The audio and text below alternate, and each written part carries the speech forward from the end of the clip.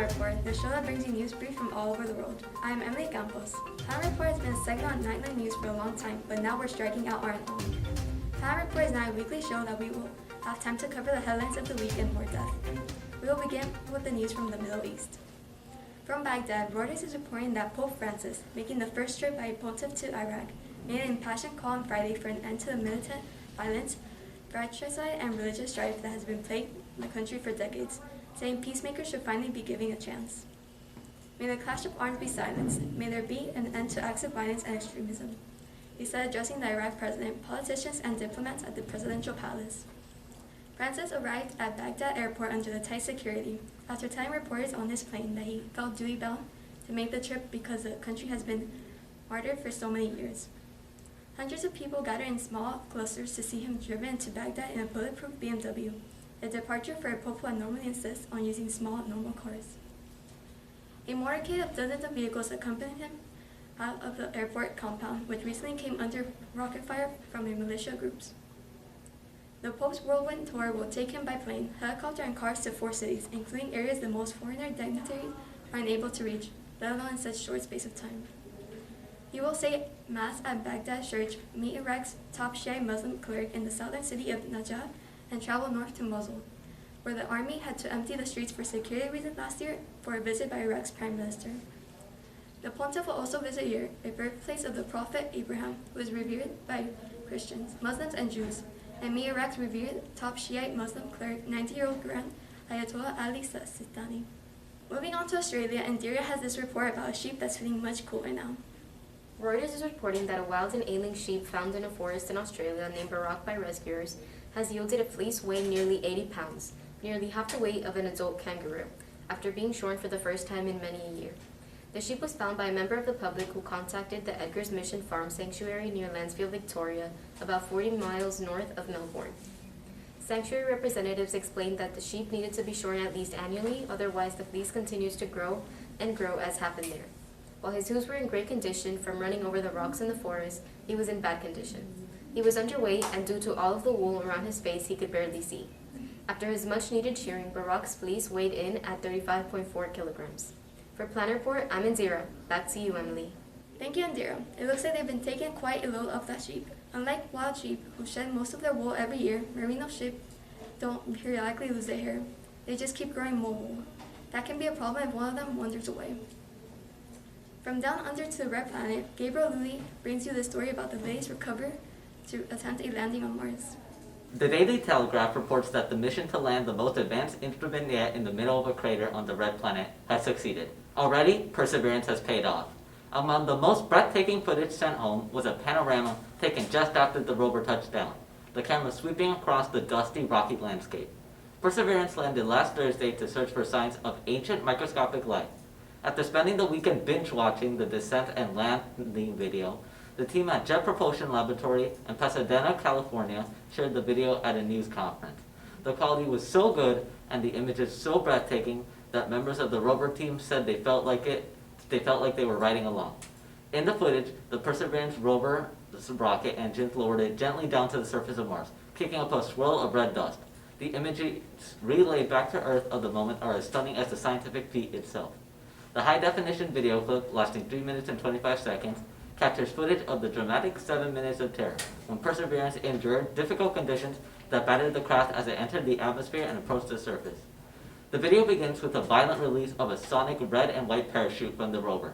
It shoots from a cannon-like launch device into the sky above the rover as the spacecraft is hurtling down towards the ground at nearly 2 times the speed of sound. The video, filmed in color at 75 frames per second, shows action in fluid, vivid motions from several angles. The first such imagery ever recorded on a spacecraft landing on another planet, according to the mission deputy project manager, Matt Wallace. The Perseverance mission, along with others from UAE and China, were launched last July, when Earth and Mars were at the closest point in their journey around the Sun. The $2.7 billion mission, shooting for a landing in an ancient riverbed littered with rocks, appeared to lift off to a solid start. For Planet Report, I am Gabriel Lodi. Back to you, Emily. Thank you, Gabriel. It looks like the Perseverance is definitely going to pay off for that team. We look forward to sharing their findings with you as that news breaks.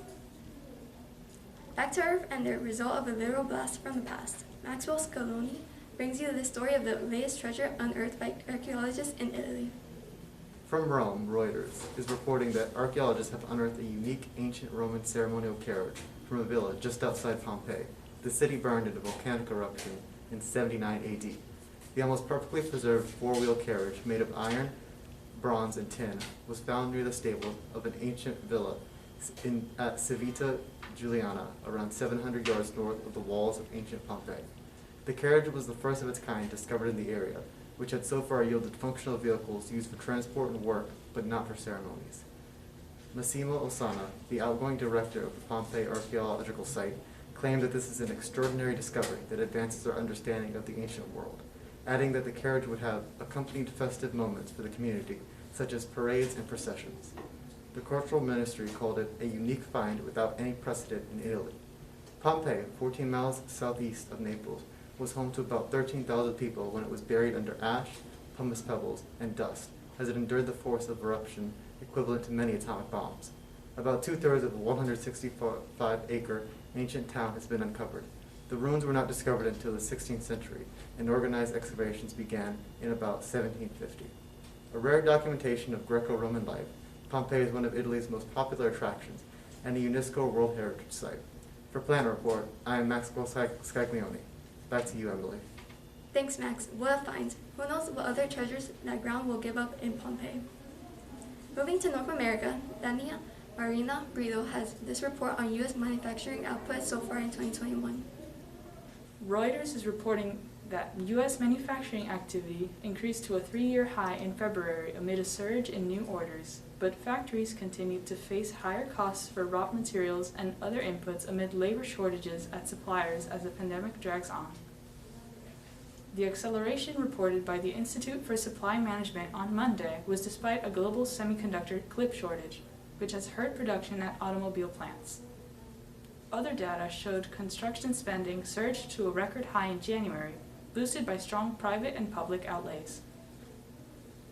The reports were the latest indications of strong economic performance early in the first quarter, thanks to nearly $900 billion and additional COVID-19 relief money from the government and a drop in new coronavirus infections and hospitalizations.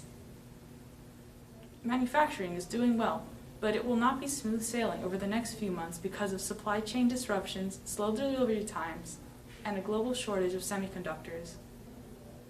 The ISM said its index of national factory activity rebounded to a reading of 60.8 last month from 58.7 in January.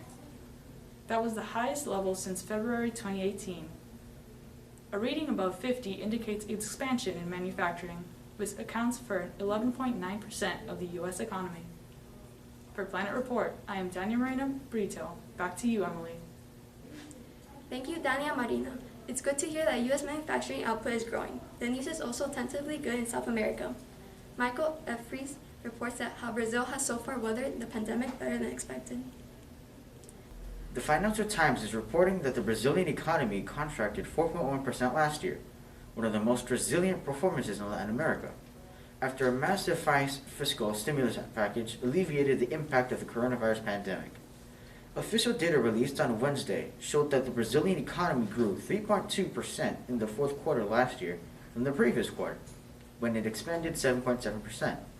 That left the Brazilian economy 1.1% smaller than it was in the fourth quarter of 2019, before the pandemic spread globally. Worth more than 8% of the gross domestic product, the fiscal stimulus package that has propped up Brazil's economy has now left investors in Latin America's largest economy on edge, as concerns mount over the sustainability of the country's debt, which has now surpassed more than 90% of GDP. The full-year contraction of 4.1% is considerably better than the region's other major economies, Argentina and Mexico, which shrank 10 and 8.5% respectively in 2020. The UK's economy, meanwhile, contracted 9.9% last year. Brazil's president and Congress are considering a cash transfer proposal to put $50 every month in the hands of Brazil's poorest. Legislation could be passed as soon as this week.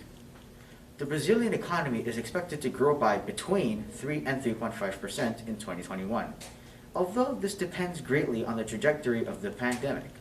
For Planet Report, I am Michael E. Fries. Back to you, Emily. Thank you, Michael. That's our show. Thank you to our researchers and correspondents who found these great stories. If you're interested in learning more of any of these stories, check the links in the video description to read more. We'll see you back next week with a new plant report.